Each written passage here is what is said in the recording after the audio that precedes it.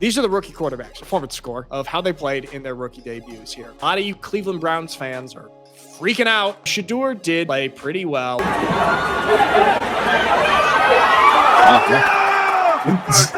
He took his opportunity. He made the most of it. Joe Flacco looks like a man who knows he's about to get paid a full season for about 6 games of work. And they're here because Jaxson Dart knows what that easy pass is. He just kicked a 70-yard field goal. Are you kidding me? Crazy.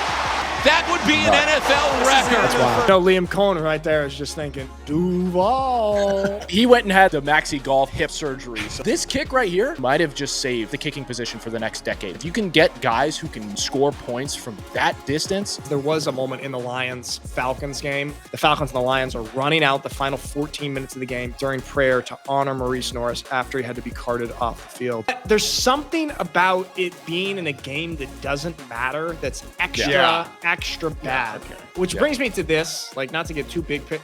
Should the NFL just abolish the preseason? Then what's Hard Knocks going to be? One of the best part about the NFL is Hard Knocks, and you take away the preseason. That's actually that's literally the best argument, I would say. Jaxson Dart, he actually looked quite good there. And Brian Dable was pretty like, you know how coaches are always like, even just Kevin Stefanski was so much like, I was happy with how our offense operated. Brian Dable was pretty heavily praising Jaxson Dart. And I feel like he didn't get nearly as much publicity or clout for his first half performance. Granted, like I said, preseason games here. What'd you make of Jaxson Dart? He looked good. I mean, in the same way that I was just talking about Shedeur leading the offense down the field, getting some scores. Like, he was slinging the ball, protecting it. He looked much more poised and composed than I thought he would. Cutting it against the Browns quarterback room. The Giants have a lot of experience with Jameis and Russell Wilson. I mean, Super Bowl winner, national championship winner. And then you got the SEC guy in Jaxson Dart. I think there's a lot to work with there. Granted, it's still kind of up in the air as to how Russell will perform, because he's QB1, just coming in with that sort of experience. That organization sort of needs a rock to build upon, call it, and Russell's that dude. But if Jaxson can develop, at least cognitively, and utilize the experience that Russell brings to the table into the quarterback room, I think the future is looking pretty solid. And it's great to hear, at least coming out of the Giants, or at least seeing out of the Giants organization, seeing a quarterback who's willing to tuck and run. And then you hear the story about his teammates telling him, hey, dude, get down. Like, we don't need you doing that kind of thing. I don't think we ever heard that whenever Dan Jones was behind center there. So it seems like he's a locker room dude. And you see all of the stuff going out, him not knowing what an easy pass is. I saw that. It was like, hey, bro, come on, man. You got an easy pass. You're going to rack up a lot of tickets, bro. Yeah. Wait, what's that? Easy pass. What is that? Uh-oh, Mike, look at you and Jaxson Dart, same generation. Easy pass. Let me break this down for you. You ever been in Is the that New a York check City? down? No. It's an easy pass. Easy pass. Yeah, it's like a screen. Easy pass, right? Yeah. No. Precisely. Jaxson Dart knows what that easy pass is. An easy pass, Mike, it's essentially, you lived in Italy, it's a toll on the road. And you can buy these easy passes so you don't have to pay every single time. You basically prepay it for the month. He doesn't know that. He didn't realize. He's driving through. He's probably getting a bunch of tickets. That's an easy pass. Who pays toll fees anymore? What? Well, You just ignore that. Ignore all those texts you get that say, hey, your toll balance is this. Those are scams. I'm pretty sure. So just ignore Mike, it. I feel like you racked up a couple $100 worth of tolls in Italy. You might want to look into that. Why was your uncle so high on Jaxson Dart? What did he see in him? Well, it was the matter of him coming from how he commanded the locker room, how he commanded the offense, his decision-making skills, and his ability to get the ball out of his hands quickly. I mean, that right there is such an indicator for there's one thing to be said for guys like a Caleb Williams who, in the college game, extended plays, right? We see that in Lamar Jackson and how he's able to do that in the NFL game. Granted, he is a unicorn, so it doesn't always translate to multiple different types of quarterbacks, because we see a lot of guys try to do that and sort of fail at the NFL level. But with Jaxson, it's his release time, it's his decision-making, and his ability to read in that quick manner and get it out. And then on top of that, being a locker room guy, being a leader of that locker room too at the same time. Yeah, that's what I think. Interesting. That was your uncle was really high on that when he was talking about just like the presence that he has in the locker room and kind of just the leadership ability and personality. Okay, so it's interesting because you see so many really good college quarterbacks that like can have a great ability to extend plays and they can put up incredible numbers. But it's interesting hearing from like a scouting perspective from the NFL that like yes, that can look really cool and you can look like an outstanding player at college level, but it does not translate. And then what is like what's considered fast release time? Is it like 3 seconds and under, or like is there a measurement stick for that? Clocking these? Well, it's different. It's like release time. So it's the throwing mechanics and how quickly the ball, once you begin your throw, is released from your hand. There's that, and then there's also just your ability to make the decision and get it out of your hand. But it's I think it's like 2.7 seconds is like the marker for being like average in the NFL. If you can get it down below that, it's incredible. Yeah. Look, Jaxson, like I just want to pull up this not to do too many. I mean, it's preseason. Okay, I said it. It's preseason. This looks pretty good though. Here's Jaxson. Who were homegrown here, and they're here because you see that touchdown from Jaxson. That's a dime right there. I mean, that looks pretty good. No matter, I mean, granted, he's playing against backups there. So I think future's bright there. I could see him sitting behind Russell Wilson for a year and really, I mean, they traded up to get him. They kind of surprised a lot of people in the draft, and everyone's talking about Shedeur, and we'll talk about him now here in a second. I don't think enough people are talking about Jaxson Dart actually. So, all right, Scott, let's talk about your Cleveland Browns here. So Shedeur did play pretty well. Very, very highly anticipated debut here. And he did look quite good. I have to say, I was personally pretty impressed. Like this throw in particular, I think it was his first touchdown where he rolled out left. And I'm doing this angle here from a fan.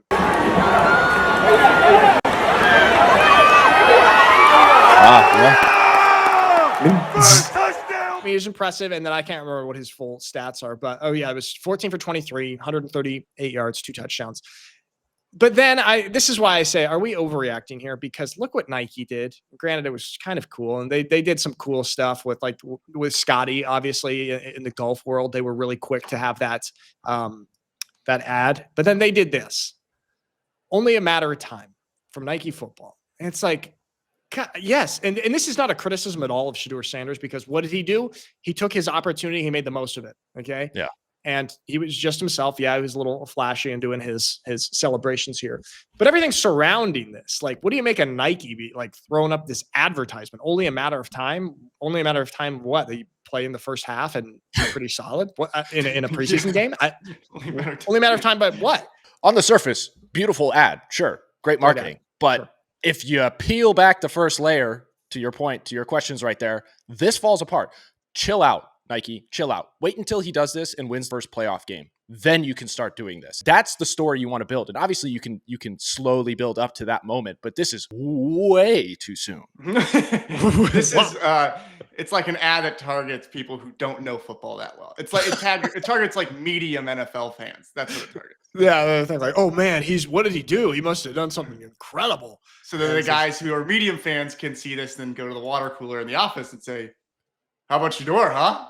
And then try to get into the cool clique in the office. Isn't that what sports is all about, Mike? It's just talking ball. Hey, you see the game last night? Michael Scott? Which one? Idiot. What'd you think of Shedeur last night? So just for the casual, that's fun. I will say this was funny. Seeing the rest of, as Shedeur's playing well on the field, seeing the rest of the Cleveland Browns quarterback room, you got Dylan Gabriel looking concerned, Deshaun Watson looking very concerned, and then our boy, we only see half of his face, but Joe Flacco smiling big, feeling good. And the quote tweet is, Joe Flacco looks like a man who knows he's about to get paid a full season for about 6 games of work. I feel like that's pretty damn accurate. What do you think? Yeah, there's probably part of him is just like, thank God I don't have to go 17 games. Like, it's probably going to be the case. Just I could get some rest in between. I mean, Deshaun, I don't know why he's so disheveled here. He's sitting on a pile of $240 million guaranteed, so he should probably change his tune. Dylan, a little more questionable. Granted, we can't see his eyes, and the eyes are the windows to the soul, so we can't really tell what's going on with him. But going back to our good old Browns fan there, giving his little PA announcement and being a broadcaster of sorts there. Thank you. Much better job than the New York Giants group. I don't know if we got the audio for that with Jaxson Dart's touchdown. They just totally glossed over his throw and his window precision right there. Oh, back on the clip that we just played. I didn't even listen to that audio. Look. This is actually, that's a great point. And look, I'm broadcasting a game this weekend for the ELF. One thing, preseason NFL football, we're seeing a lot of guys getting opportunities to maybe make the roster. We're also seeing these backup nobody broadcasters. Like, you watch that and you actually pay attention. A lot of the broadcasting in preseason is brutal. It's these people with weird voices, weird takes, weird energy. And it's like these people trying out and maybe getting an opportunity to call a Cleveland Browns Tennessee Titans game in week 13 if they perform well enough in the preseason. So I'm with you on that. I really don't like a lot of the broadcasting in preseason. Yeah. Nick, how do these guys work their way up in broadcast? So you started college. How do you have a path to? I have no path. No, I have no path. Well, I could do better than some of these preseason guys. Well, what if you put together like a highlight tape of some of your best calls, and then you got some representation? You guys have seen my best calls. The big dog, right? Wizard of offense. Yeah. I got some good calls. No, here's how you do it. We'll send it around. Here's how you do it. Okay. You win 6 Super Bowls, and then you've never broadcasted in your life. And then when you stop playing football, they just put you at the number 1 broadcaster at Fox and knock out a guy like Greg Olsen. That's how you become a broadcaster. Oh, it sounds like a little bit of bitterness in that take. Yeah, but did you hear the clip of Greg talking about it? He said before he took the job, Tom Brady had that sign, so he knew it was a 1-year thing, and he actually went a year over. So wasn't it? I actually did not know that. But I saw Greg do an interview where he talked about it's Tom Brady. Of course they're going to do that, but I'm still bummed out. And I think I should be in the number 1 there. Not to get too far off topic, but I do have this clip about Drew Brees. Okay, I know we're talking about preseason games, but Drew Brees started talking about his broadcasting career. Okay, and Scott, you're a Drew Brees guy, all right? And I want to get your thoughts on this. So let's just jump to this. Of your boy Drew Brees. Now, keep in mind, he did do 1 or 2 games last year, and he was kind of criticized for his broadcasting ability. We won't play this whole thing, but just a bit of it. I get the feeling that the perception is that somehow, I failed at being a broadcaster. I got 2 opportunities to broadcast NFL games, and they were like 8 weeks apart. I did 1 game in New Orleans for Thanksgiving, and I did 1 playoff game. Otherwise, I broadcasted Notre Dame football. But really, when I took that job with NBC, the idea was to work with some of the best people in the business, the Mike Tirico, Tony Dungy, Rob Hyland, like Fred Gaudelli, all the guys that are legendary guys in that organization. And man, I'm so thankful that I had that opportunity. But at the same time, what I really did for the most part was sit behind a desk and do the Sunday Night Football Night in America, and then a bunch of stuff in stadium at the desk, and then the Super Bowl broadcast, but again at the desk. So at the end of the day, like I chuckle because even as I look at so much respect for a lot of guys in the booth right now, but I'd step in the booth right now and be a top 3 guy, like without question. And then you give me a few years and I could be the best. So look, I love the game. I love talking about the game. Okay. So Scott, you're as our resident Drew Brees fan. What do you make of this? I will say he's got a good voice. I will say I watched him on 1 game last year, and I did feel like he was a little bit clunky. What do you think of this confidence of him saying I could step in right now and be a top 3 guy? I mean, that's the competitor in him. He's always been the underdog. He's always been the small guy. He's always been undervalued for all intents and purposes. When we talk about top 5 quarterbacks in the NFL, he's hardly ever mentioned, which is absolutely ridiculous. So I love the chip on his shoulder. He still has it, even after he retired and had an NFL Hall of Fame career, Super Bowl winner, all of that kind of stuff. It's insane that he still has to have a chip, but it's cool that he's kept it, So I don't deny if he got reps, he could end up being top 3. I don't know if it's right away, but if you're a locker room guy, I get the sense that you could do it really well. And I think that's why Greg Olsen was able to jump in right there. And yeah, he may not have the accolades as those 2 dudes, Drew Brees and Tom Brady, but he's more of a locker room dude, more of a presence in that sense that he can kind of connect right away. But I think the other 2 guys, over time, they will get up there. Okay, that's true. I mean, if you are a locker room guy, and I mean, with somebody that's had that much success, and it's just like obviously a cool, normal guy, I think that you're going to be able to have just like a floor of broadcasting ability that's going to be like pretty competent. Excuse me, sorry. I think Jameis in the broadcast. Oh, God. Winston would be fun. Well, I think Jameis would be a little too wild in the booth. I think he'd be great on the He'd be sideline. good color commentary, not play-by-play. That's sideline reporter for sure. Sideline reporter for sure. Okay, so that was just a little sidebar right there in the broadcasting because you guys know I'm passionate. I'm passionate about broadcasting. Going back to the Shedeur thing, and not to harp on it too much, but I wonder what you guys make of this because people were pretty split on him doing this, and it was him confronting a Cleveland journalist for not ever saying anything positive about him, and it was pretty lighthearted. But I want to get your guys' thoughts on it. Tony, I be hoping you got something positive to say about that. You only say negative stuff about me. And I'm like, I ain't do nothing to you. No. I ain't seen nothing positive that you ever said. I did something positive every day. What I'm saying, come on, Tony. What I do to you, Tony? Okay, so obviously, like not too intense there, a little lighthearted, genuine laughter at the end. But what do you guys make of a rookie quarterback, however high profile, confronting, let's call it, a longtime journalist of the team? I think it's fine. I think the way he did it was great because, there's a little bit of slight truth, but it was sandwiched in between good humor and lightheartedness. But I don't think the way he did that there was any problem with it. I think it's fine to bring it up. Okay.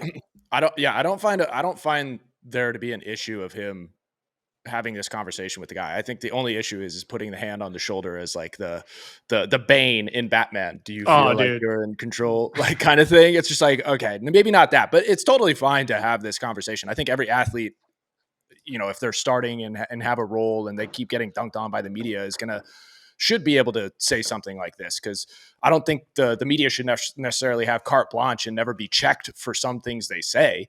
So I'm totally cool with the players doing this. Again, I think it's a little early. I think with the entrance and Shedeur, and obviously he brings like a whole lot of eyeballs and a whole lot of content coming his way. It's just like, man, it's just preseason. You got one game under your belt, one half under your belt. Just focus in. Just nail down the preseason first, and then start having these conversations when you get regular season wins, and then you can start having these things. It's just I think it's a little too much too soon, but yet I still have hope. Okay, all right. Don't be careful there, Scott. I don't want you to have hope and then get your heart crushed again. I thought you were going to say be careful with my schwarmy mouth right there. Oh no! You're clear. Oh, I missed it. Mike, we're gonna have to check the tape and see if Scott was schmarmy mouth there. Yeah, I'm with you. The one, I don't like the young guy putting the hand on the shoulder of the older guy because it signals dominance in a certain way. It's like calling somebody buddy. It's the physical manifestation of calling somebody buddy, which is always a hostile term to use to anybody. Don't you think? Yeah, that is a sign of aggression. And anytime you call somebody buddy, it's hey buddy. What are you looking at? No, yeah.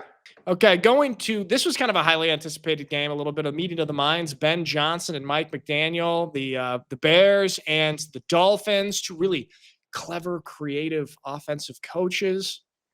And it ends in a tie. We talked about this last week. We just think that this is anti-American, and hearing from Patrick Finley, the other people are feeling this way. Somebody said game ends in a tie, and somebody says, what is this? Soccer? I know it's preseason, but still, just always disgusting when games end in tie. What do you guys feel? My stance has not changed. It's in America and in American sports, we cannot end in ties. We have to find creative ways. If we don't want to extend gameplay due to risk of injury, all that kind of stuff, we have to find a different way to figure out who the winner is and make it a fair, not just coin flip sort of situation. Like that's why I jokingly said, hey, okay, let's just either do field goals. Granted, that could increase injury risk, but it could be on ghost field goals, right? So no rush, none of that stuff. It's all timing. Just keep going distance wise. We saw a guy hit 70, as we'll talk about later on. Maybe we do that, or we do crossbar competition with the quarterback. Just sling it. Oh, crossbar would be cool. Because if you do the field goal one, you're going to have to start paying kickers a little bit more. It's essentially penalty kicks. It's the thing that I said about soccer. It's like, if it's doing up, always do a penalty kick session at the end. All right, let's talk. Scott, you mentioned it, that field goal. This sucks for this guy, Cam Little. Okay. He hits a 70-yard field goal, an NFL record, and it doesn't count because it's preseason. Here's the field goal. Drill the ball. Holy smokes. They got a shot. He just kicked a 70-yard field goal. That's Are you kidding me? Crazy. I've never seen that. The NFL record. That would be an NFL record. Holy smokes. That's unbelievable. Liam Cohen right there is just thinking, Duval. I feel bad for this guy. That's incredible. I saw a tweet that said this is one of the greatest physical human accomplishments of all time, and it's not going to count because it's NFL preseason. What do you think? Whoever tweeted that, talk about pump the brakes, like, buddy. What, you don't think human accomplishments of all time? It's incredible. It's incredible. Incredible. Okay. Listen. If you just practice kicking every day, like, there's nothing stopping anybody from becoming an incredible kicker. Anyone can go to a football field all day, every day, and just kick field goals. There is no barrier to. You can say that about anything. So no, you cannot. Yes, you can. No, you cannot. I could say that about basketball. You can go the best shooter in the world. I say that about basketball all the time. I always say that about basketball. You know how much how often I've gone to the basketball court and I've practiced my jump shot and it's never gotten better? That's not wrong. Enough. I don't have enough. I don't have more time. You guys don't think that that's impressive? Okay. No, it is insanely impressive. And that's like top notch for the feat of that position for sure. Like that's at the pinnacle right there. And it is a shame. I do kind of feel bad that doesn't go in the record books. I think it will. There will be an asterisk by his name, and it should. But maybe Ripley's Believe It or Not will pick it up. Guinness Book of World Records. Or Guinness. Yeah. Ripley's Believe It or Not. Both the books were purple in the Valley Catholic Library. Okay, Mike, that's a deep pull right there. Good, great reference. They have like places like you can go to a Ripley's Believe It or Not museum. They could have a wax statue of that guy in his foot. So. Yeah, it's like he went and had like the maxi golf hip sort of surgery, so they cut it in half, and like that's the way you do it. But I would say this kick right here, we've seen a bunch of different changes to the kicking game in the NFL over the past, call it 5 years, right?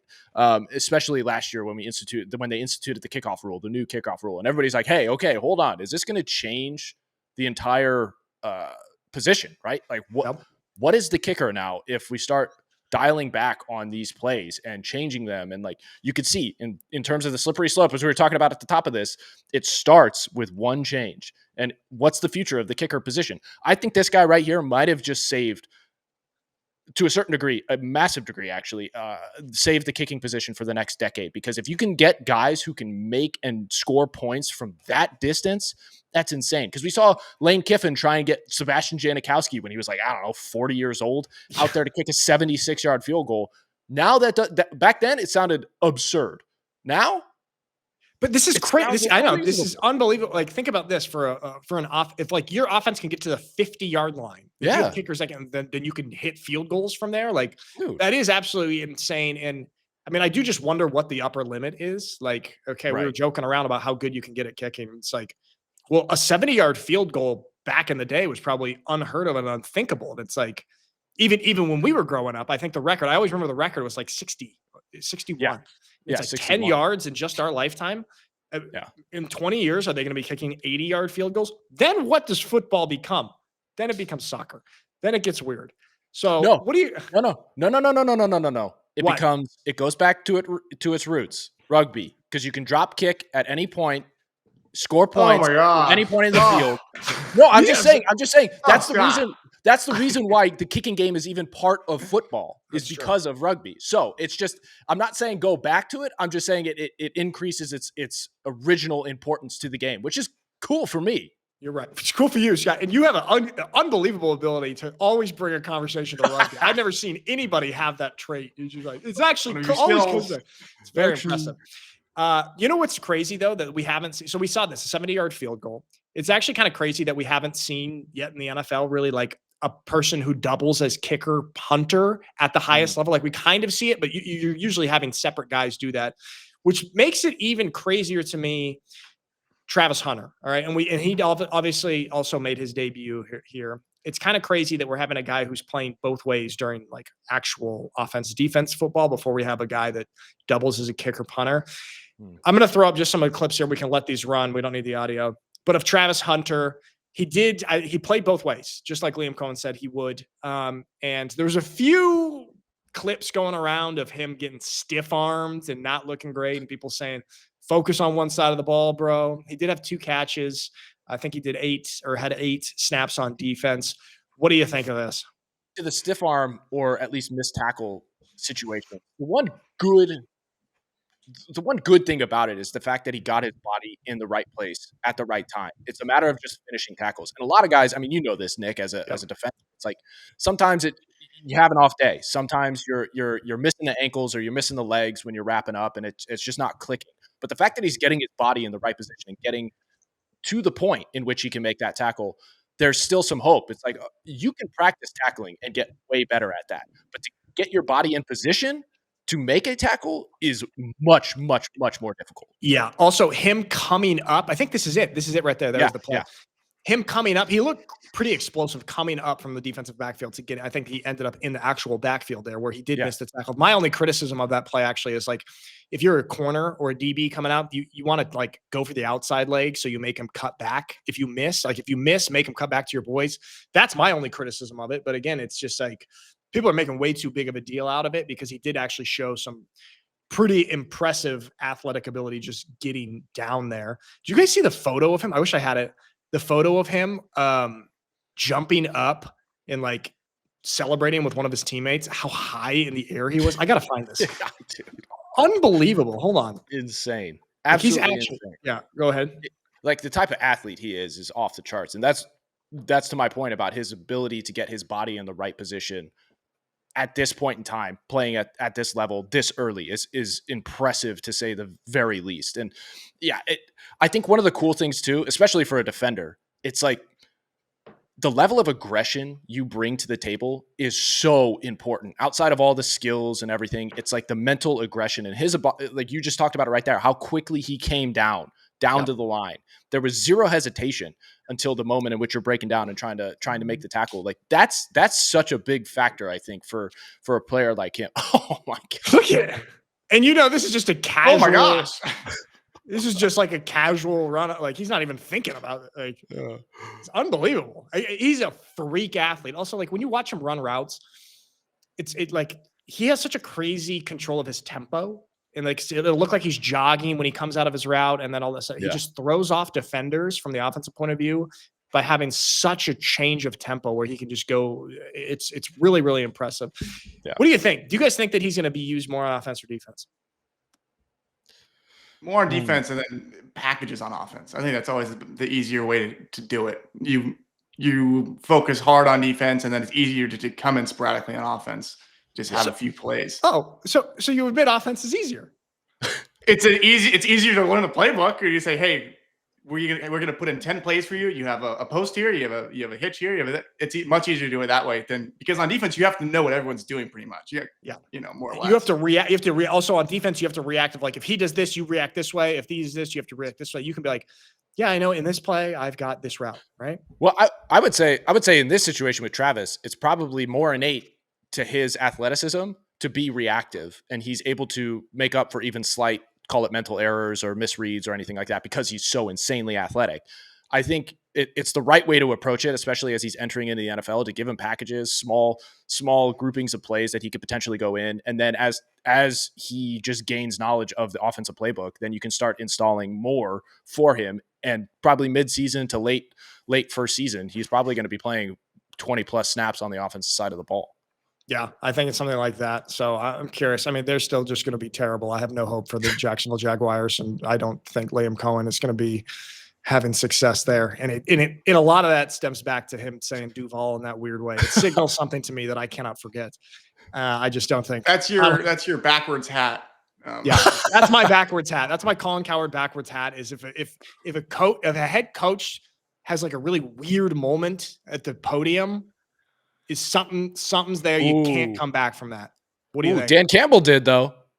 Yeah, what was his? No, he was saying like we're gonna bite your kneecaps. It wasn't even that. It was like maybe it was a little bit. It was on brand for him though. It wasn't like a crack in his armor. It was like it was like, look, he's a weird blue collar guy. So what? Liam Cohen's thing was so inauthentic to me. Him trying to really fit it, and that's why I just can't. It's my backwards hat. What do you think? Yeah. There was a little schmarminess coming out of his Duval. There you go, Scott. Moment. There you go, Scott. Maybe that's what it was. That was giving you the red flag for him. But yeah, Dan Campbell, we didn't know his brand at the time, and he just sounded. I love the dude, but he sounded so meatheady at that point in time, and people were like, "What? How is he a head coach?" What? It's proven to be his style of coaching. So it is his style. He has the proper build. He has the proper body type to be able to say something crazy like that. Yeah, that's true. It fits. You guys say I've heard. I mean, this is kind of obvious, but like that the Lions are really struggling. Obviously, losing their two coordinators, and like they're struggling to click on offense. There's also a moment here. Actually, last thing on NFL preseason, because there was a moment in the Lions Falcons game. Obviously, that dude got hurt. Maurice Norris, he's a second-year player out of Fresno State, and he came up on a tackle. I think he took a knee to the helmet, and he just like immediately started locking up. Really, really scary. The Lions and the Falcons, this was pretty cool. So here the tweet is: an absolute first in NFL history.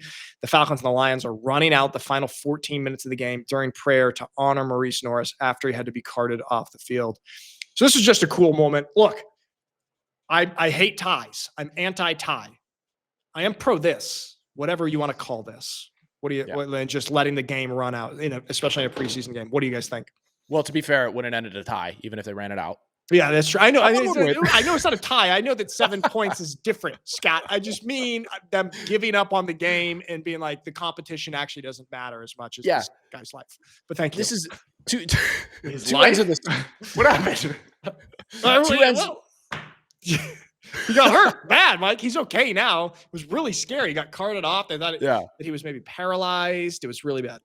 Yeah. Those kind of injuries, especially like when somebody has an injury like that during a game and you're playing in the game and then you have to just pick it back up and pretend like that's not a possibility every next play now, that's really hard.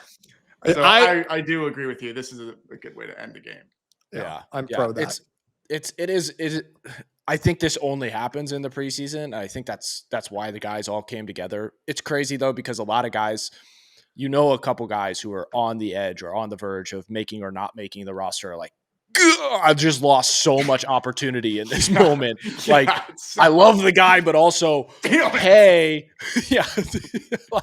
did you guys see one of the top tweets underneath, like when the Detroit Lions said, hey, Norris is going to be okay, and everything, and like the update on it. And one of the top tweets underneath was, are you guys going to refund our bets? Because I had a parlay going on. And then somebody underneath was like, bro, you got to call the number.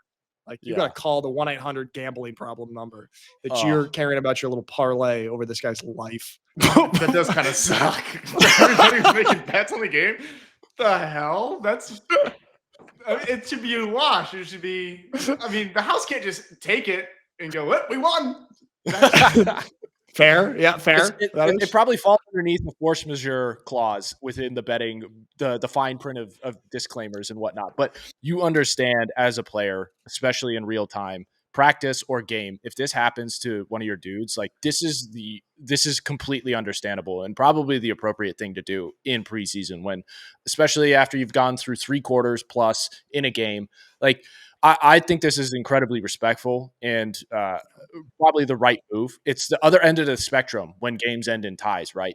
This is for the right reason. Players this is like a pseudo strike in real time of players. And I think it signals a little bit to Goodell and the NFL and what it's trying to do and increase games and all that kind of stuff. Like, this is a real problem, and this will continue to be a real problem. And I don't think they meant to necessarily send a signal to Goodell or anything, but it does. Ultimately, it's a secondary signal to Goodell, and as they try and expand the regular season, hey, this is ridiculous what you're asking us to do because it's such a violent game.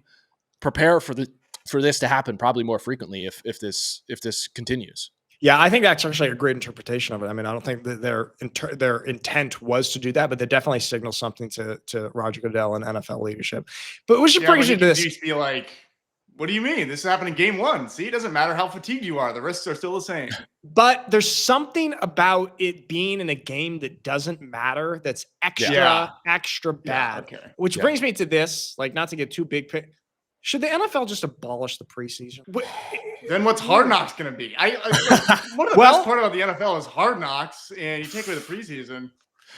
That's actually that's literally the best argument, I would say. Well, yeah.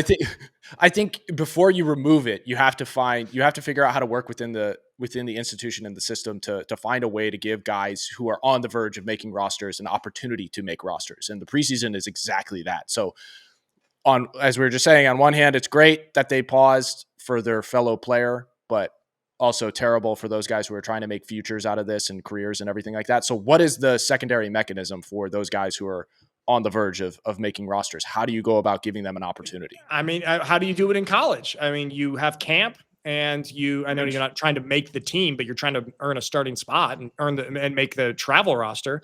You do it in camp, but you do it in team, you do it in scrimmage. But that's the difference is those guys have a roster spot already. So they're not being kicked off. If they have NIL deals and just happen to not be a starter, they still get paid. That's not the situation with the NFL. So how do you go about creating something like that? Yeah, fair. Maybe expanding the practice squad roster. So you instead of, what is it, 8 now, 7 or 8 guys? Or 10 or something. Yeah. Yeah. Maybe extend that to 20 dudes, right? So they have a chance to make during the season, they have a chance to get to a starting position or getting a special teams role or something like that. Right. Maybe that's a way to do it. I'm always pretty surprised by how small the practice squad is in the NFL. Yeah, it's 8 guys for real. So think about that. You have 53 on the roster. You got 8, and then you got 60 guys at practice. It's like, all right, that's enough. But it's great to have like 80 guys at practice.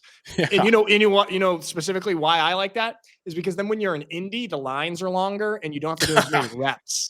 So there should be 100 people. There is nothing worse than, like, for example, as a running back, half of the running back room was injured at any given point. So the Indy lines were so short, and the running back indies, I would argue, are some of the worst. Yeah, indies. You got rope drill, you have resisted running, you have so much, and then you go straight to team. You go to team drenched in sweat, and short lines is killer. Yeah, so I just for that. Because Scott's able to bring everything back to his love for rugby. I'm able to bring everything back to my hatred for indie drills in football. All right, so there's let's call it our overreaction to NFL preseason, which we will continue to do. Let's pivot here to a little bit of golf. It's just pretty cool here. Throw this up. Old man. Mm-hmm. He's in his 40s. Justin Rose. Why'd you say it like that? What? You're approaching it, buddy. Younger than you. Okay. 45-year-old Justin Rose could have joined the LIV in 2022, but instead committed to the PGA Tour. Since then, he's won twice. He's been a runner-up in 2 majors, qualified for 2 Ryder Cups, and will likely be top 10 in the world again tomorrow. Mad respect. And then he also kind of leaned into it. It never gets old. Only me. I will look. Mad respect for him. He does look a little older than 45 there, doesn't he? That's the British skin. It's horrible for 45. Tom Brady is 47. Oh yeah. Oh, this is why you don't drink alcohol. This is what alcohol does. This is it's like Tom Brady looks so good. Yeah, this is the Brits. The British alcohol cultures. Yeah. Okay, Scott, what do you make as our resident golf analyst here? What do you make of this? He looks better with his hat off, actually. I would say golf enthusiast, and even then, there's a ceiling to that. Look, golf what I love about this this story is the fact that he didn't necessarily jump at the money. Because when he got offered in 22 to go play at the Live, everybody was getting like tens of millions, and he could have like 5x'd his probably career earnings within that one signing in 2022 and just sailed off into the twilight like a lot of guys did. But what I love about Jaxson is the fact that he bucked that, stayed with the traditional route of the PGA, and still is giving himself an opportunity to compete for a longer period of time in the PGA and still be like top 10 dude who's fighting for majors, winning some tournaments and doing all of this kind of stuff. So there is a respectful nature to this. Clearly he's cut from an older cloth of athlete that had that sort of baked into his approach to everything. Ultimately for his career and his legacy, I think this is great. Yeah, it's interesting. It kind of comes like wraps back to the conversation we were having before we started recording about like Aaron Rodgers, another aging athlete who is like very particular about where he was going to take his skills, as LeBron liked to say back in the day. And like he was very, very adamant about like, okay, I'm not going to this organization. I'm going to wait and see where the quarterback openings are. And then he ultimately ends up at the Pittsburgh Steelers, which it remains to be seen how this will end his career, if he'll have success there. But I think he's got a pretty good chance to have that success and kind of gracefully end his career sort of on top and not go out, not overstay the welcome. So I think it kind of comes back to that. Yeah. And there's something about this. The decision he made was probably realizing that definitely realizing he's on the back end of his career. And it's also looking at legacy and what that's going to look like. And making sure you end the career in the way in which you wanted to end it when you began. There's something admirable about this decision. Granted, if you look at it from a financial perspective, how do you give up that kind of money? But there is something admirable about a guy who's at the top of his game at the end of his career doing so. Well, your morality is worth more than money, Scott. Tell him, Mike. You want me to do Mikey doesn't agree. I know, that's why I threw it to Mikey. I disagree. I know, that's funny. Mikey's a live golf through and through, aren't you, Mike? Oh, absolutely. If I was in a position to have the opportunity, oh my gosh, take it. Take the money. Anytime you have an opportunity in life to take a kind of money, that's the whole point of work and the way you get up in the morning. It's the whole thing. Legacy and your accomplishments in a league that's, purpose doesn't matter. You seen your those? Purpose is to play golf and to support your family. You're a father. But it's not as though you're not supporting him in the endeavor that he's already in. He's making millions. Okay, but there is tiers to support, and there are tiers. The ultimate thing you can do as a man is, number one, support your family, and then number two, set up future generations. And you can transcend supporting just your own generation by taking the cash. Have you guys seen those those Instagram reels of people who are like showing, a campfire and their family and their dog and said like, I almost forgot this is the whole point. Well, Mikey, if you were to make that reel, it would be like a pile of money on the ground and say, I almost forgot. Next to your family, okay? It's because you can do so much better things and have such a more, less pressured life with your family. So, your relationship with your family can be less stressed. That's why.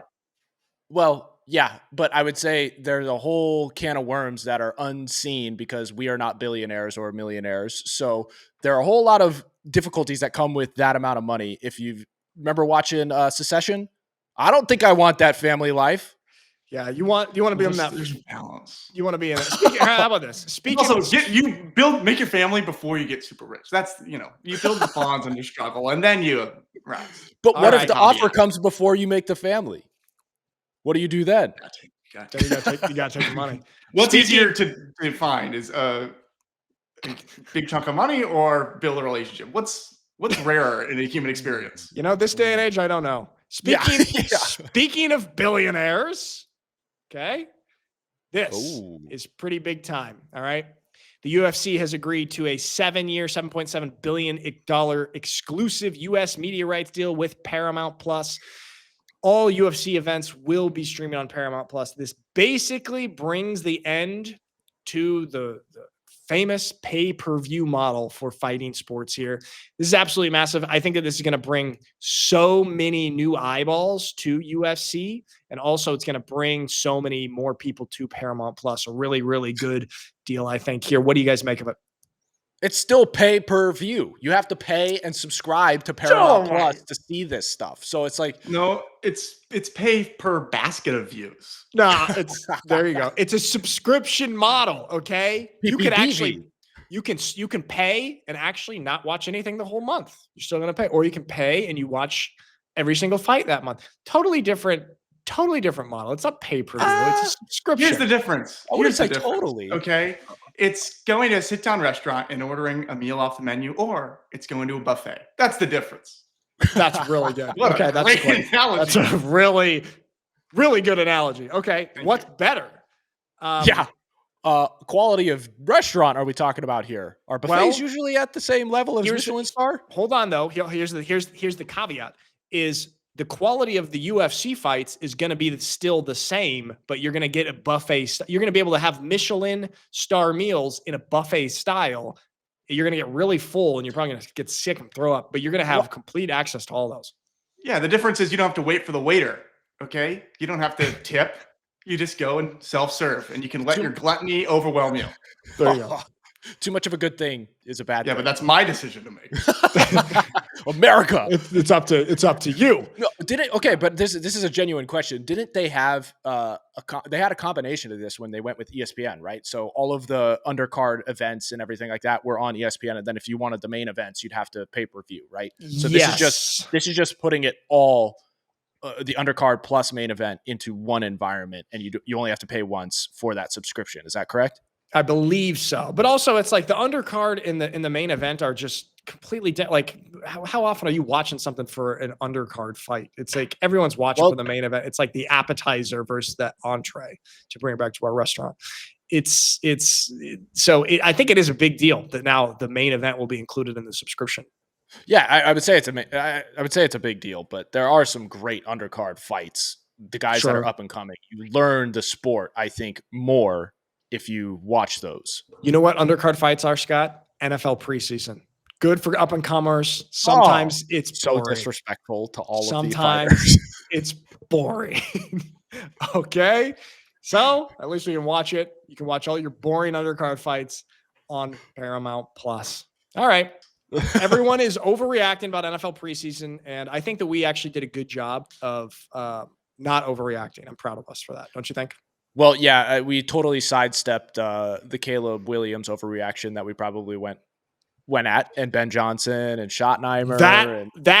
That's different. Caleb Williams is not overreact. It's from the whole situation. It's not from a preseason game. Okay. Yeah. Fair. Okay. We're having smart analysis on that. All right. There it is. Thank you everybody for watching. We will see you on the next one.